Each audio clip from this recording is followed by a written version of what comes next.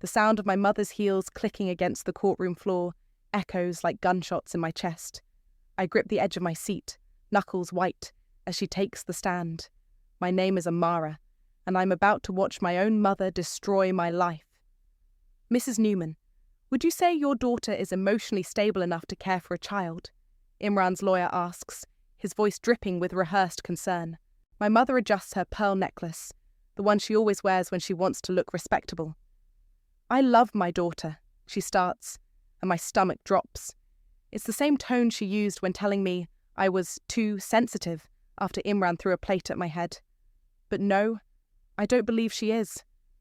The courtroom spins. I feel my lawyer's hand on my arm, warning me to stay quiet. Behind me, I can hear my sister Jade's sharp intake of breath, not from shock, but satisfaction. Could you elaborate? The lawyer prompts. Amara has always been volatile. Even as a teenager, she'd have these episodes. Running away, making accusations. She quit her job recently. Again, she can barely support herself, let alone Sam. Every word is a carefully crafted lie. I didn't quit. I was forced to leave after Imran started showing up at my workplace, causing scenes. The episodes she's referring to? The time I tried to report Imran's abuse to the police, and she convinced them I was having a breakdown. And what about Mr. Wallace? How would you describe him as a father? My mother's face softens. Imran is wonderful with Sam. He's stable, successful. He can provide the structure that boy needs. I risk a glance at Imran. He sits there in his expensive suit, looking every bit the concerned father. Nobody sees the bruises under my long sleeves, the ones that match the pattern of his class ring. Your Honour, my lawyer interjects. Mrs. Newman's testimony is based on limited interaction with... Objection overruled, the judge cuts in. The next hour passes in a blur of character assassination. My father sits silently in the gallery, staring at his hands. Daria, my older sister, keeps her face carefully blank. They're all here, my entire family, sitting behind Imran like a Greek chorus of betrayal. When the judge delivers his ruling, I already know what's coming. In light of the evidence presented, primary custody is awarded to the father, Mr. Wallace. Imran's smile doesn't reach his eyes. I know that smile. It's the one he wore every time he won one of our arguments. Mrs. Newman, the judge continues, you'll have supervised visitation every other weekend, pending completion of court-mandated counselling and securing stable employment. My lawyer whispers something about appeals, but I'm barely listening. I'm watching my 7-year-old son being led away by the court officer, his small face confused and frightened. Sam looks back at me once, and I force myself to smile. I won't let him see me break. Outside the courtroom, my mother approaches. This is for the best, darling. You need help. Don't, I whisper. Just don't. Jade appears at her shoulder. Mum's right, Amara. If I'd stayed with Imran, I'd be dead. My voice is steady, surprising even me. Always so dramatic, my mother sighs. This is exactly why... My phone buzzes. A group text from Jade. A photo of them all at some restaurant. Champagne glasses raised. Imran's in the centre, his arm around my mother. The caption reads, "Family celebration. Justice prevails." I delete it without responding and walk away from them, my heels clicking against the marble floor just like my mother's did earlier. But I'm not heading home to cry. Instead, I reach into my bag and pull out a sealed envelope labelled Plan Olive. My hands don't shake as I break the seal. Inside is a single sheet of paper, confirmation of emergency guardianship filing in another state, dated 6 months ago. My mother taught me well. Always plan ahead, always maintain appearances, always strike when they least expect it. They think they've won. They think they know me. The unstable daughter, the failed wife, the unfit mother. But they don't know about Aunt Olive, or the fact that I've spent the last half-year building a legal trap that just snapped shut. I take out my phone and send a single text to an unsaved number. It's done. Start the clock. The response comes immediately. Copy that, kiddo. Olive's house is ready. For the first time today, I allow myself a real smile. They wanted a war? Fine. But they're about to learn that the real battle hasn't even begun. 6 months earlier, I sat in my car outside the police station, hands trembling as I pressed record on my phone. Today is January 15th. This is documentation attempt number 1. I pulled down my collar, revealing purple finger marks. These are from last night when Imran... My voice cracked. I started over. That was the beginning. The day I stopped being afraid and started getting smart. The day after Imran had threatened to take Sam away, where you'll never find him. I created a new email account at the library, using it to contact domestic violence organizations. Started carrying a small notebook, documenting everything. Times, dates, witnesses. The cashier at the grocery store who saw Imran grab my arm. The neighbour who heard the screaming. Sam's teacher who noticed his anxiety spike after weekend visits with his dad. "You're doing the right thing," Officer Martinez told me when I filed the first report. "But be careful. These situations can escalate quickly." She had no idea how right she was. Within a week, my mother was at my door. "Imran called me," she said, brushing past me into the living room. "He's worried about you. Says you're acting erratic. Mum, he hurt me. Again." She sat primly on the edge of the couch. "Marriage is hard work, darling. If you just try harder, like Aunt Olive tried harder." The words shot out before I could stop them. My mother's face went rigid. "We don't discuss your aunt in this house." But that conversation gave me an idea. Later that night, after Sam was asleep, I Googled Olive Boyd. 20 minutes and 3 social media platforms later, I had her number. "Hello?" Her voice was exactly as I remembered, warm, with a hint of cigarette roughness. "Aunt Olive, it's Amara. I need help." Silence then. "Well, shit. Hold on. Let me get my good whiskey for this conversation." I told her everything. The abuse, the threats, my mother's enabling. By the end, she was swearing creatively. "That sister of mine," she growled, always choosing men over her own blood. "Listen, kiddo, how fast can you get to Montana?" "I can't just leave. He'll get custody." "Who said anything about leaving? We're going to do this smart. I know some people. Give me 48 hours. Those 48 hours turned into the most productive 2 days of my life. While Olive worked her connections, I started gathering evidence. The hospital records from my accidental falls. The threatening texts Imran thought I'd deleted. Bank statements showing how he'd drained our joint account. I made 3 copies of everything. One for my lawyer, one for Olive, one hidden in my mother's guest room. The last place anyone would look. That's where I was when I found it. The drawer was stuck, and when I pulled harder, the false bottom came loose. Inside was a manila envelope, yellowed with age. Photos of Aunt Olive with bruises, police reports, hospital records, a restraining order against her ex-husband. My mother had kept evidence of her own sister's abuse hidden for 20 years. "I'm not surprised," Olive said when I called her. "Your mother watched our father beat our mother for years. She learned early that staying quiet meant staying safe. She's going to help him take Sam." "Not if we move first. I've got temporary guardianship papers ready. The minute anything happens to your custody, they kick in. Interstate jurisdiction is a beautiful thing." I stared at the photos of Aunt Olive. "Why are you helping me?" "Because 20 years ago, no one helped me. Your mother chose her reputation over her sister. Now she's choosing some abusive bastard over her daughter. History repeats, kiddo, unless we break the cycle." The next few months were a careful dance. I played the part of struggling single mum, letting my mother and Imran think they were winning. I forgot appointments, missed work deadlines, made sure there were witnesses when I had public meltdowns, all while quietly transferring money, setting up new accounts, and building our case. "Remember," Olive coached during our weekly encrypted calls, "let them think they're the smart ones. Pride comes before a fall." The final piece clicked into place when I discovered my mother had accessed my teenage therapy records, the ones from when I was actually dealing with anxiety, not making it up like she claimed. The records had been altered. That was illegal. That was leverage. I was in the guest room again, replacing the last set of documents, when my phone buzzed. A text from Imran. "We need to talk about Sam's future. Bring your mother." I smiled, thinking of the envelope labelled Plan Olive sitting in my desk. They wanted to talk about Sam's future? Perfect. because I'd spent 6 months making sure his future would be exactly where it belonged. With me. Let the games begin. And this, Aunt Olive announced, throwing open the door, is your secret hideout. Sam's eyes widened at the room. Olive had transformed her spare bedroom into a 7-year-old's paradise, complete with a rocket ship bed and glow-in-the-dark stars on the ceiling. Is this all for me? Sam whispered, clutching his dinosaur backpack. Sure is, buddy. Your mom said you like space stuff.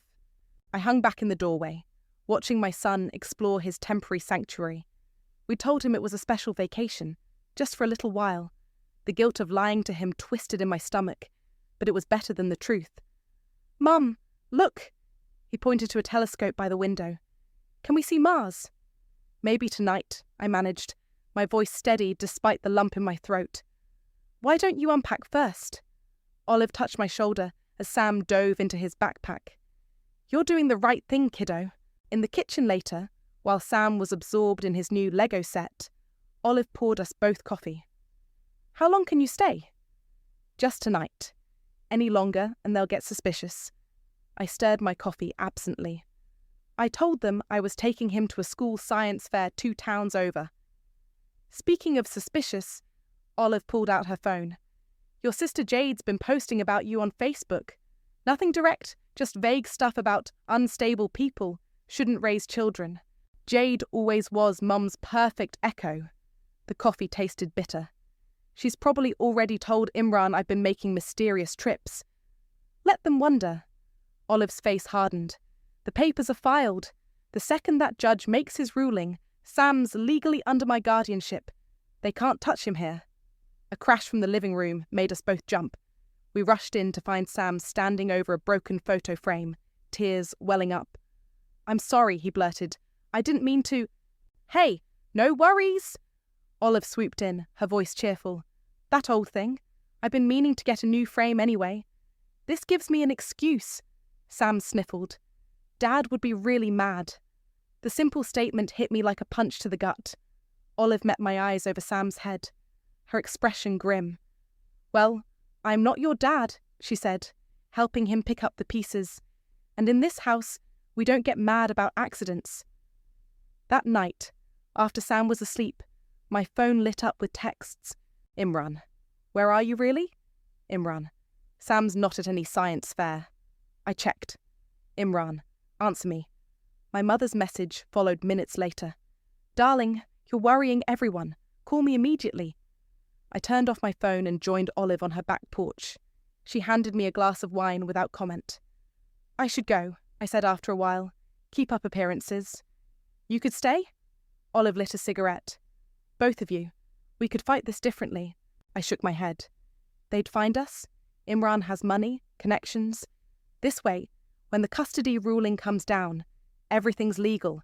They can't fight interstate jurisdiction, not with the evidence we have.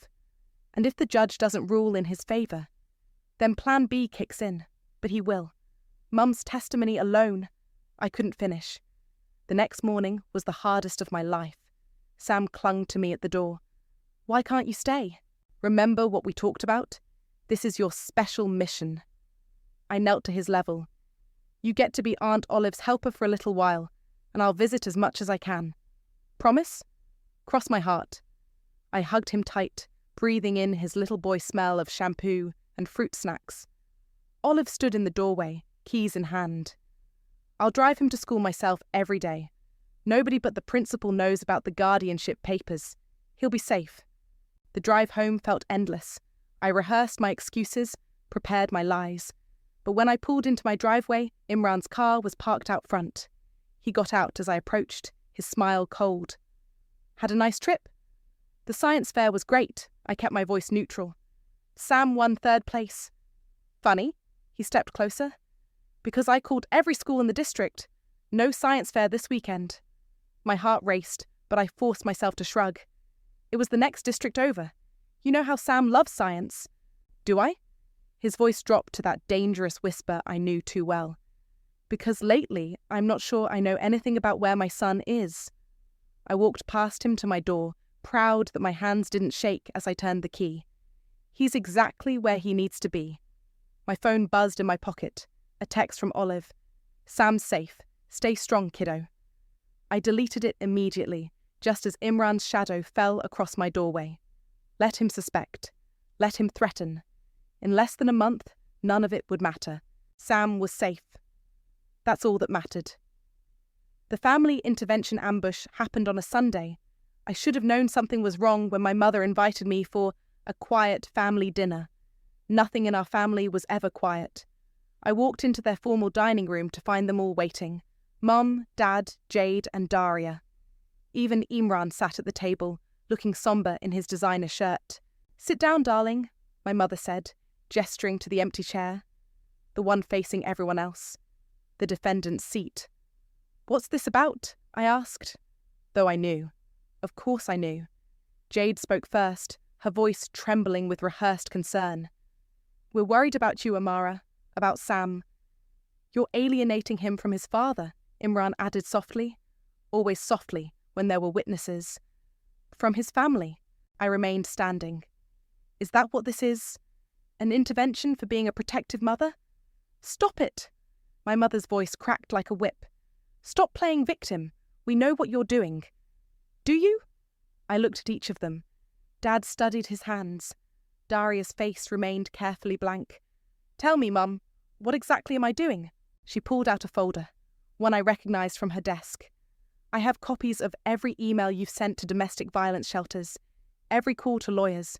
You're building a case against Imran based on lies." The realisation hit me like ice water. She'd been monitoring my communications all this time. "How long?" I asked. "How long have you been spying on me?" "Since you started making those ridiculous abuse allegations." She shuffled through papers. "I had to protect this family's reputation." "Protect?" I laughed, the sound harsh even to my ears. "Like you protected Aunt Olive?" "Don't." Her fingers whitened around the folder. "That was different." "Was it? Or did you help her husband too? Keep his secrets? Hide his crimes?" Imran stood up, all concerned now. "Amara, you're getting hysterical. This is exactly what we're talking about." A memory flashed. My wedding day, 5 years ago. Mom adjusting my veil, whispering, "He's a good match, darling. Strong men need strong handling. You'll learn." "You knew," I said, the pieces clicking into place. "You knew what he was like before I married him." "I knew you needed someone to control your impulses." She wouldn't meet my eyes. "Imran understands family values, discipline, structure." "Structure?" I pulled up my sleeve, revealing fresh bruises. "Is that what you call this?" Jade gasped, not at the bruises, but at my display. Always more worried about appearances than reality. "If you'd just listened," my mother continued. "If you'd learned to manage his moods like I taught you." "Like you manage Dad's?" I turned to my father. "Is that why you never stop her? Because she managed your moods too?" "That's enough." My mother slammed the folder down. "We're here because you're mentally unstable, because you're poisoning Sam against his father, against all of us. You don't know where he is, do you?" Imran's soft voice had an edge now. "Tell us, Amara, where's our son?" Our son. As if he had ever seen Sam as anything but a possession, a tool for control. "He's safe," I said. "That's all you need to know." "We'll find him." My mother's voice was ice. "And when we do, you'll never see him again. I've already spoken to Dr. Phillips about your old records." My blood ran cold. Dr. Phillips, my teenage therapist, the records my mother had altered. "You can't use those," I said. "They're confidential." Her smile was terrible. "A mother has certain rights, especially when her child is a danger to herself and others." I looked at Daria, the only one who hadn't spoken. She stared back, something unreadable in her eyes.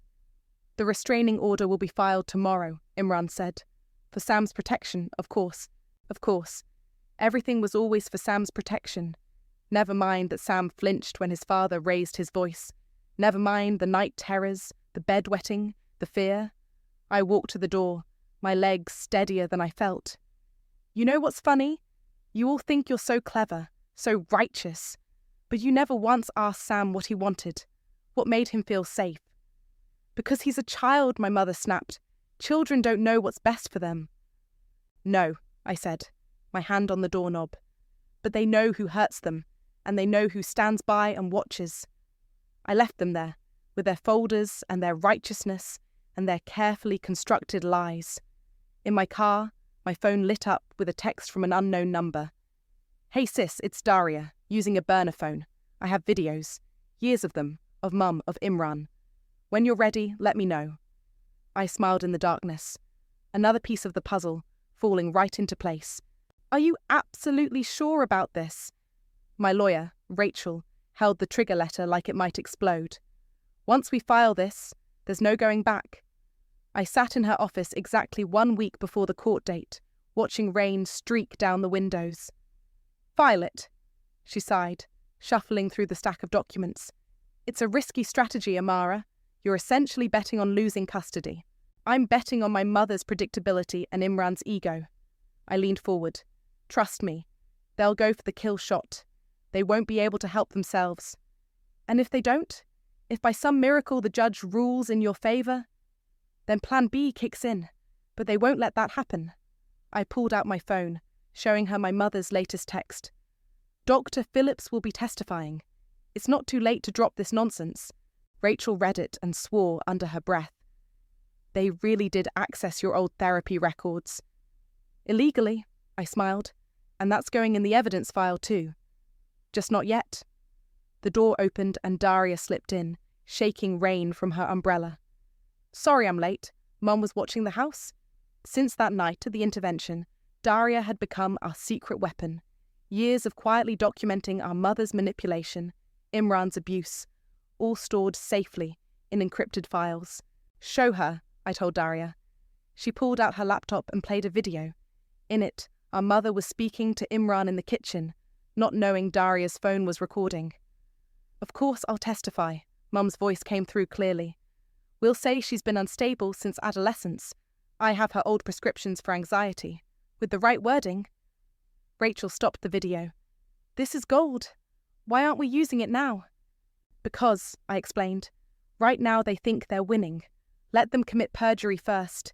Let them dig their own graves." Daria closed her laptop. "The school superintendent is on board too. He's ready to enforce the interstate protection order the minute it triggers." Rachel began preparing the final documents. "You understand that once this letter is filed, the emergency guardianship with your aunt automatically activates when you lose custody. That's the point." I took the papers, signing each one carefully. "They think getting custody is their endgame. They don't realise it's just the beginning." "Mum's going to lose it," Daria said quietly. "When she realises you outplayed her, she lost the right to my consideration when she helped Imran hurt my son." My voice was steady, but my hands shook slightly as I signed the last page. Rachel took the papers back. "I'll file these today. But Amara," she hesitated, "are you ready for the fallout? This won't just burn bridges. It'll nuke them." I thought of Sam, safe at Olive's house, finally sleeping through the night.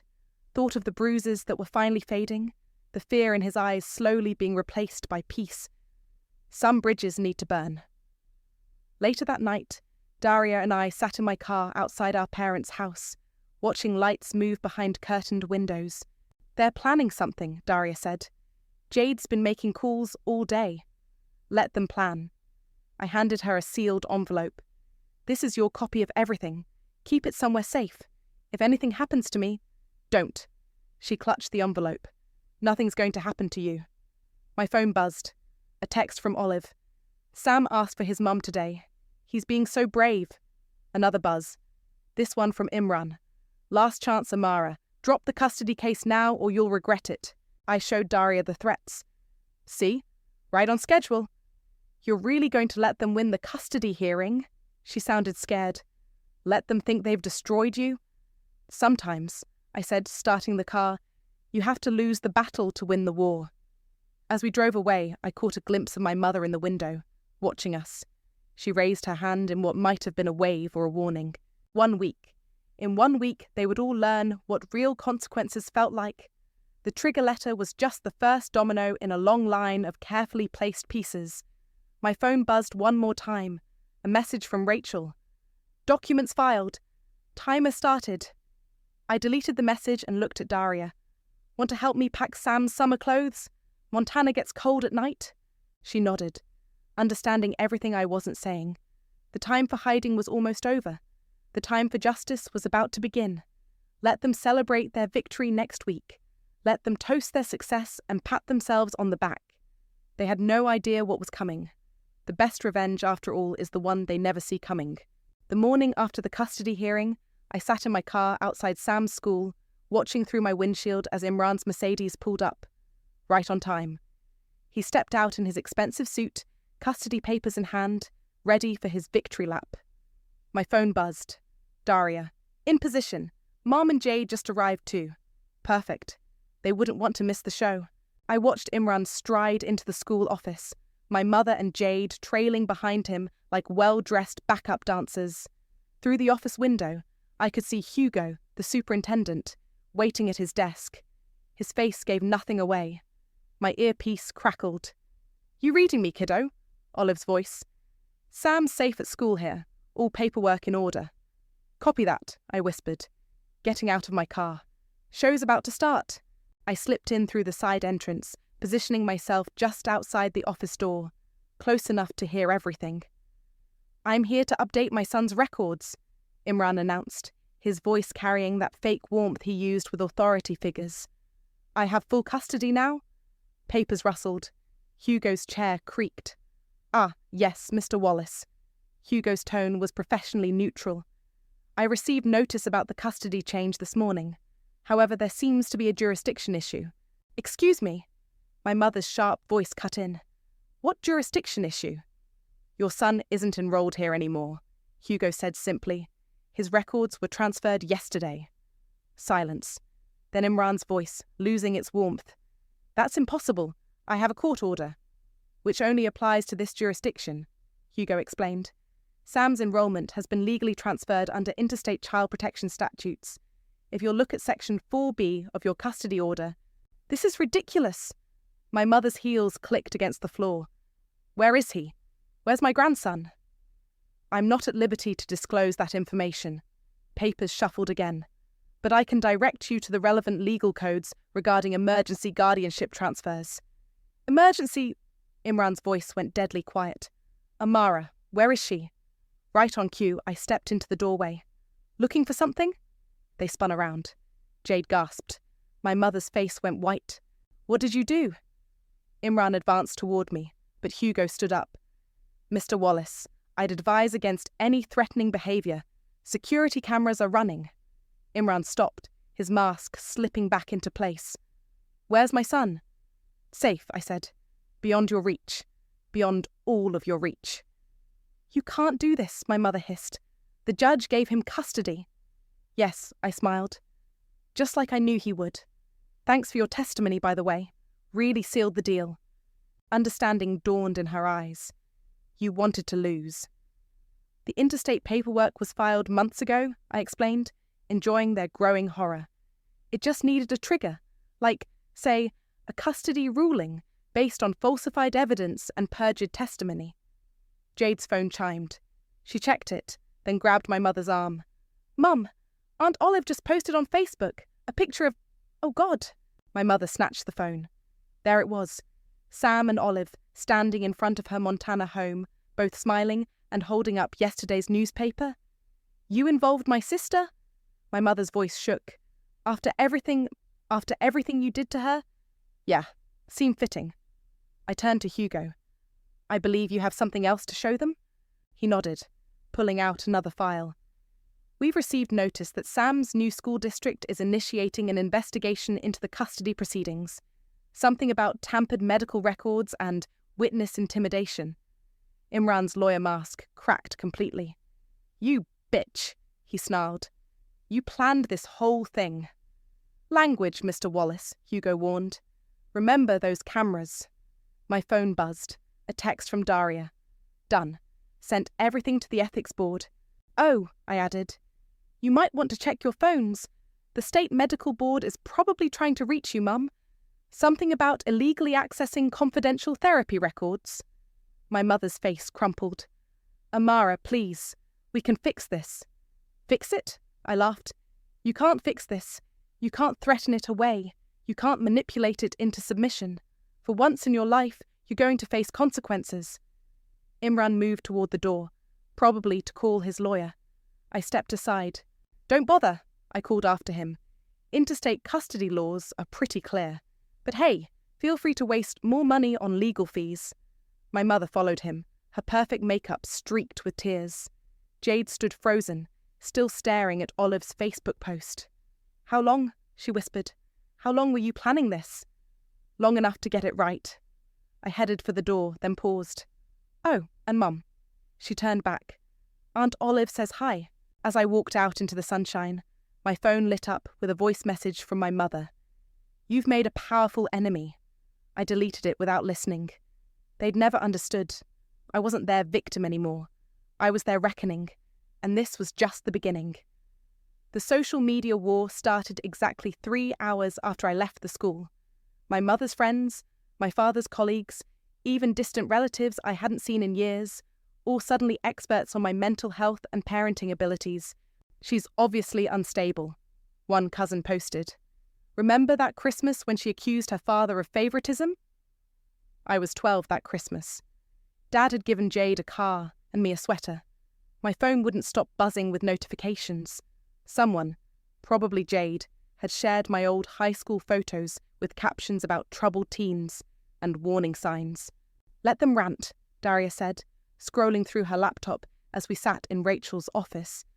While they're busy playing keyboard warriors, the real damage is happening. She turned her screen to show me. Emails confirming receipt of evidence packages sent to the State Medical Board, the Ethics Committee, and 2 different district attorneys. Rachel hung up her phone. That was the DA's office. They're very interested in the video of your mother discussing how to falsify testimony. What about the CPS reports? I asked. My mother's latest attack strategy had been to flood child services with anonymous complaints. Already handled. Rachel smiled grimly. Turns out, filing false CPS reports is illegal. Who knew? My phone lit up with a text from Olive. Sam made honor roll. Also, your mother's flying monkeys tried calling the school here. Got shut down hard. I showed Daria the message. She snorted. Flying monkeys. Aunt Olive always did have a way with words.